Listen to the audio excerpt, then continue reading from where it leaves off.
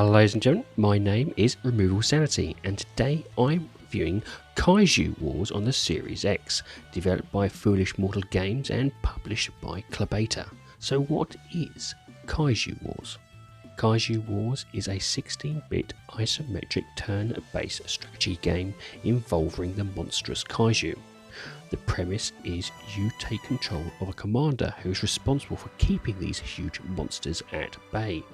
Construct buildings and defend your city with cannon fodder, tanks, jets and more as the devastating kaiju grow in power. The game boasts a good array of characters and monsters, upgradable units, a sepia style along with original soundtracks, various different endings, optional side quests and a lot of dark and terrifying story with unusual twists. First up is accessibility. With regards to accessibility, there is only subtitles, and here they can be turned on or off. You can skip text and have some sounds turned off. However, this is the best that the game offers. If you have issues seeing sepia, well, there is no way to change the colours either. The game is played using a controller and you can adjust the sensitivity of the cursor. However, there is no keyboard and mouse support, which could have been ideal for some. This means if you have motor skill issues or visual issues, you may have a hard time playing this.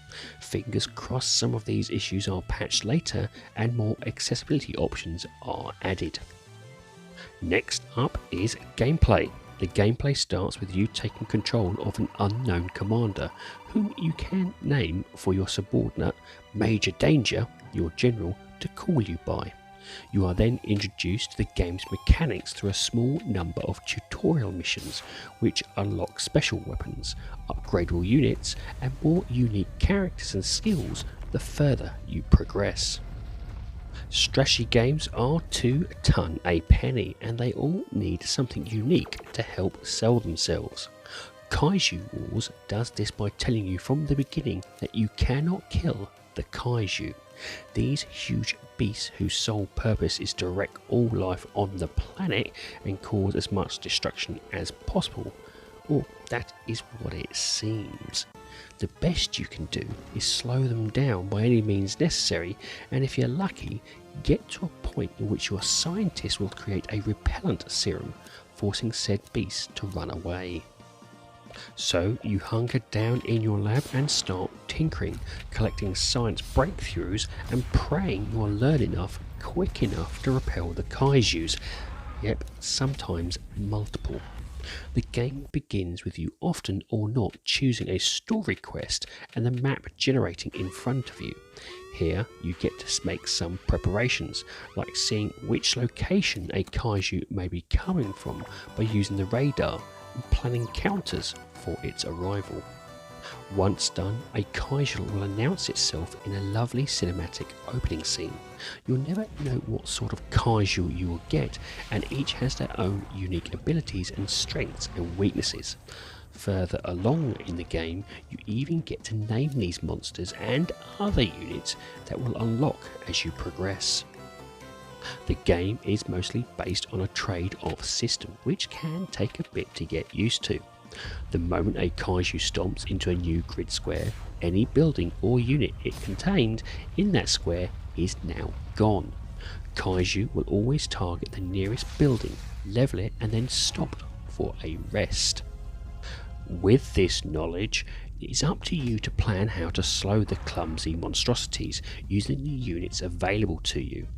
This could mean building a trail of bases to breadcrumb them in a favourable direction, or setting up a bunch of suicidal units as traps. To do this, you can work out roughly where the kaiju is about to go next by clicking on said monster, which will give you a percentage odds of the beast movements to the surrounding tiles. Now, while most units can do damage to kaiju from above or ground, it's a counter attack value you really need to keep an eye on. This allows you to bite back when the kaiju attacks, and depending on your counter can slow down the kaiju significantly. If you can deal enough damage on the Kaiju's turn, it will also lose any remaining movement points and take a temporary nap to regain itself. Why is this important? Well, you see, as you try your best to slow down the Kaiju, your scientists are working their butts off on that repellent serum, which, once completed, will end the match. Your whole exercise is about giving them time to do their job. Now, this is solely based on your ability to create distractions, which in turn is based on your income/science. Income/science is generated as a passive cash/resource flow from buildings already on a map. The problem is, the more these buildings go down, the less you'll earn per turn. Mind you, it's often a relief when structures housing the general population gets targeted instead of your labs, which generate science, and your military buildings, which produce the units you need to slow down the Kaiju. Thankfully, all units cost 3 currency and are built in one turn, but cannot move until the next turn.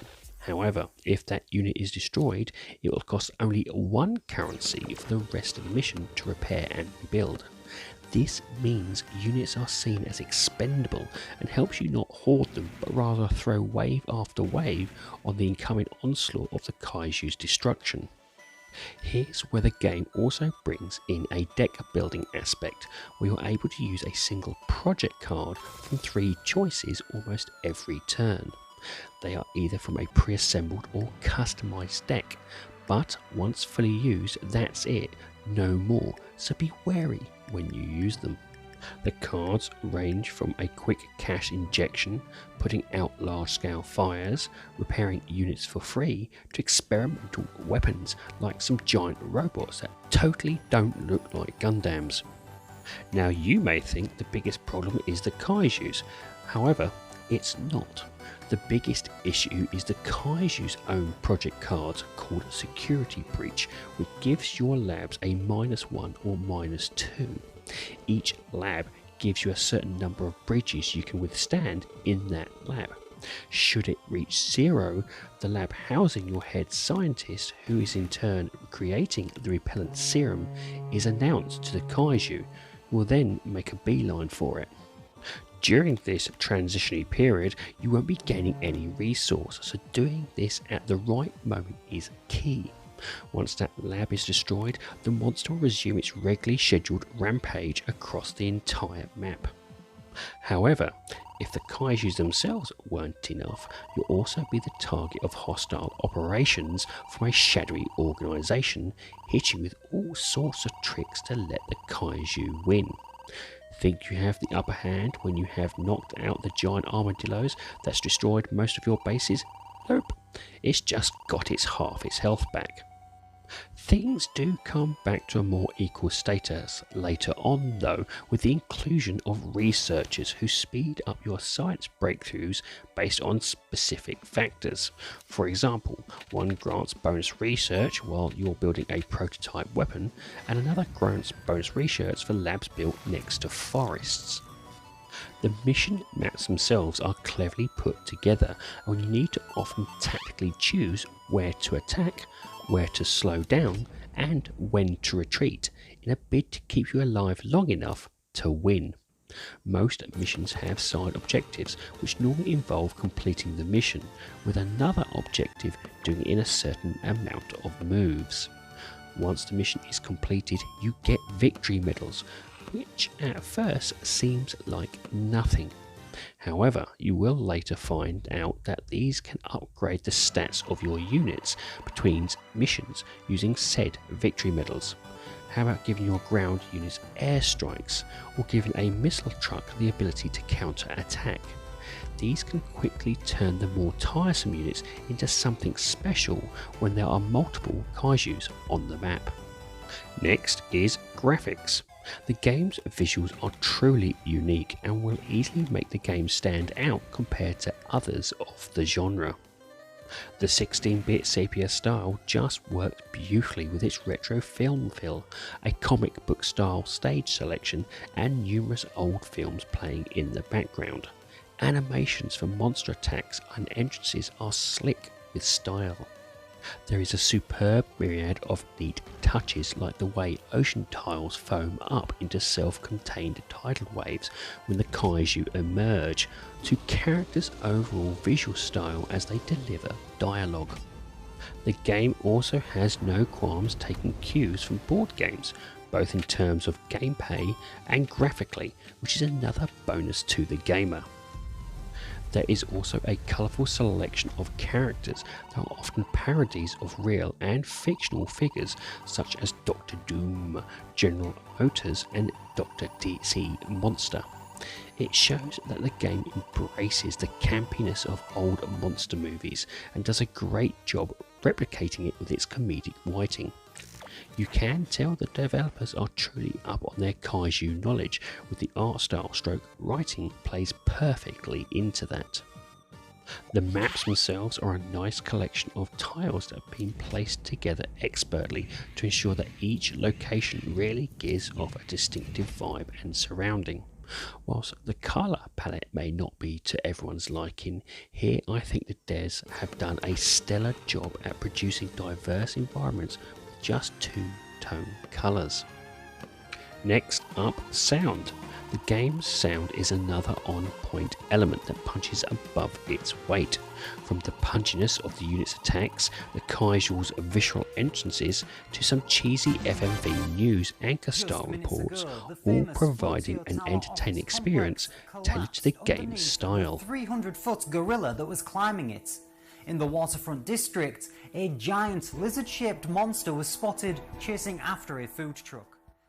Combine this with a catchy general main music, even though it's quite repetitive, and you'll soon find yourself knee deep into the game without a second thought. My recommendation here would be a good quality soundbar to help with the impact of those tank blows against the kaiju. This leads me on to the rating of the game. Now, I rate games in order of avoid, on sale, great purchase and must own. My rating for Kaiju Wars is a great purchase.